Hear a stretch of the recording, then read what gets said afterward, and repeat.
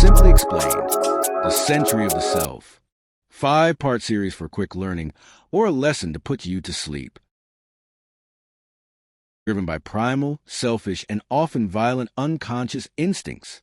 He believed that civilization required repressing these instincts, which led to neurosis and unhappiness. Freud believed that civilization is in a state of perpetual conflict with human instinctual drives.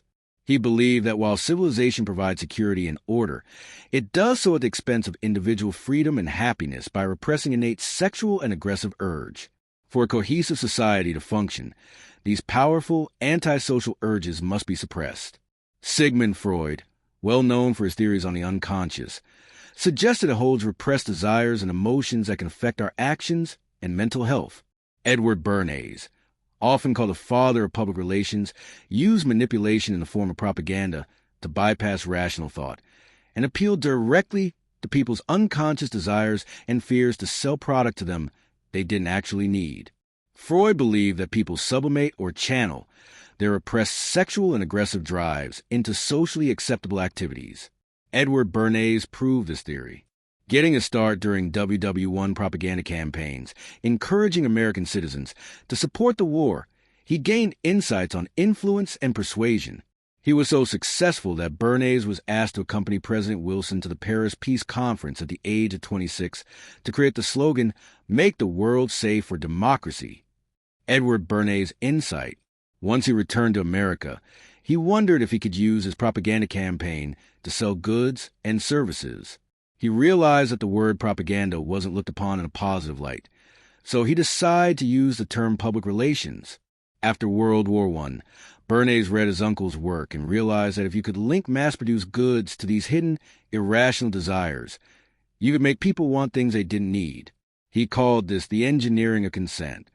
Bernays orchestrated a fundamental shift in how capitalism worked. Businesses no longer needed to just respond to demand. They could create want. The citizen, once known as a rational political entity, can be transformed into the consumer, a psychological entity to be taught and manipulated. In collaboration with the business world, he designed psychological profiles of the citizens to best awaken desires in them that make them want to consume for desires versus their needs. Key examples. For women to smoke in public was something considered lower class upon at a time, so Bernays hired civilized ladies to light up Lucky Strike cigarettes during the 1929 Easter Parade in New York. Told the press they were lighting torches of freedom, linking smoking to the deep, unconscious desires for independence and power as women continued their struggle for self-determination rather than the product itself. He was hired by a food manufacturing company to popularize a heavy breakfast. He persuaded doctors to endorse bacon and eggs as a healthier way to start the day, playing on the public's trust in authority figures. President Coolidge had stern public image before the 1924 election. Bernays hosted a White House pancake breakfast featuring vaudeville and movie stars. It created positive media coverage and made the reclusive president seem more personable. In 1920, Bernays handled the publicity for the NAACP's regional conference in Atlanta, Georgia. It was considered successful because there was no violence during convention. The campaign focused on contributions of African Americans to communities in the South.